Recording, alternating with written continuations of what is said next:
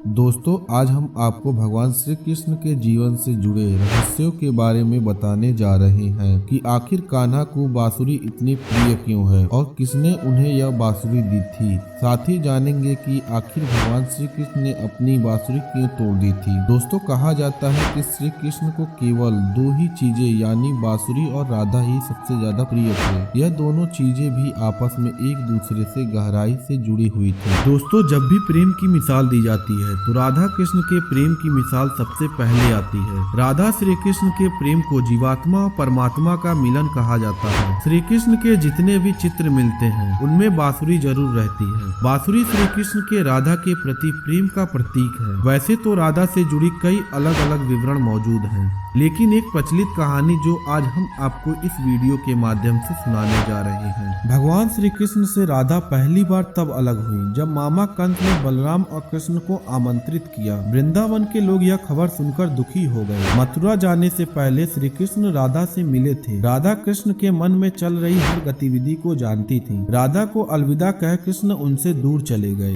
कृष्ण राधा से यह वादा करके गए थे कि वह वापस आएंगे, लेकिन कृष्ण राधा के पास वापस नहीं आ पाए। उनकी शादी भी रुक्मणी से हुई। रुक्मणी ने भी श्री कृष्ण को पाने के लिए बहुत जतन किए थे। दोस्तों, श्री कृष्ण से विवाह के लिए वह अपने भाई रुक्मी के खिलाफ चली गई। राधा की तरह वह भी श्री कृष्ण से बहुत प्यार करती थी। रुक्मणी ने श्री कृष्ण को एक प्रेम पत्र भी भेजा था कि वह आकर उन्हें अपने साथ ले जाए। इसके बाद ही कृष्ण रुक्मणी के पास गए और उनसे शादी कर ली। कृष्ण के वृंदावन छोड़ने के बाद से ही राधा का वर्णन कम हो गया था। राधा और कृष्ण जब आखिरी बार मिले थे तो राधा ने कृष्ण से कहा था कि भले ही वह उनसे दूर जा रहे हैं, लेकिन मन से कृष्ण हमेशा उनके साथ ही रहेंगे। इसके बाद कृष्ण मथुरा गए और कंस और बाकी राक्षसों को मारने का अपना पूरा काम किया। इसके बाद प्रजा की रक्षा के लिए कृष्ण द्वारका चले गए और द्वारकाधीश के नाम से लोकप्रिय हुए। दोस्तों, जब कृष्ण वृंदावन से निकल गए तब राधा की जिंदगी ने अलग ही मोड़ ले लिया था। बताया जाता है कि राधा की शादी एक यादव से हो गई थी। राधा ने अपने दाम्पत्य जीवन की सारी रस्में निभाई और बूढ़ी हो गई, लेकिन उनका मन तब भी कृष्ण के लिए समर्पित था। राधा ने पत्नी के तौर पर अपने सारे कर्तव्य पूरे किए।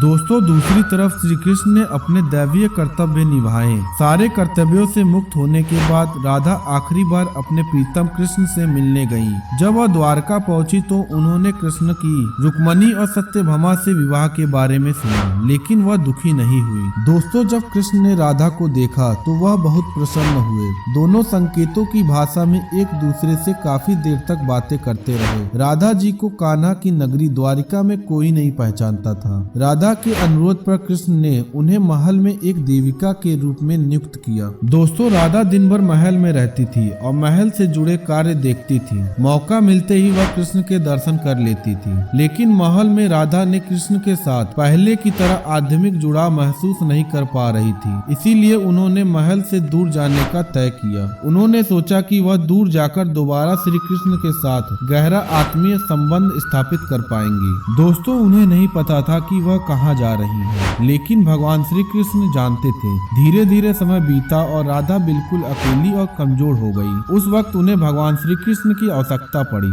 आखिरी समय में भगवान श्री कृष्ण उनके सामने आ गए। कृष्ण ने राधा से कहा कि वह उनसे कुछ मांगे, लेकिन राधा ने मना कर दिया। कृष्ण के दोबारा अनुरोध करने पर राधा ने कहा कि वह आखिरी बार उन्हें बांसुरी बजाते देखना चाहती हैं। श्री कृष्ण ने बांसुरी ली और बेहद सुरीली धुन बजाने लगे। श्री कृष्ण ने दिन रात बांसुरी बजाई जब तक राधा आध्यात्मिक रूप से कृष्ण में विलीन नहीं हो गई। बांसुरी की धुन सुनते सुनते राधा ने अपने शरीर का त्याग कर दिया। दोस्तों, हालांकि भगवान श्री कृष्ण जानते थे कि उनका प्रेम अमर है, इसके बावजूद वे राधा की मृत्यु को बर्दाश्त नहीं कर सके। कृष्ण ने प्रेम के प्रतीकात्मक अंत के रूप में बांसुरी तोड़कर झाड़ी में फेंक दी। उसके बाद से श्री कृष्ण ने जीवन भर बांसुरी या कोई अन्य वादक यंत्र नहीं बजाया। और यदि दोस्तों हमारे द्वारा दी गई जानकारी आपको अच्छी लगी हो तो वीडियो को लाइक और चैनल को सब्सक्राइब करना ना भूलिएगा।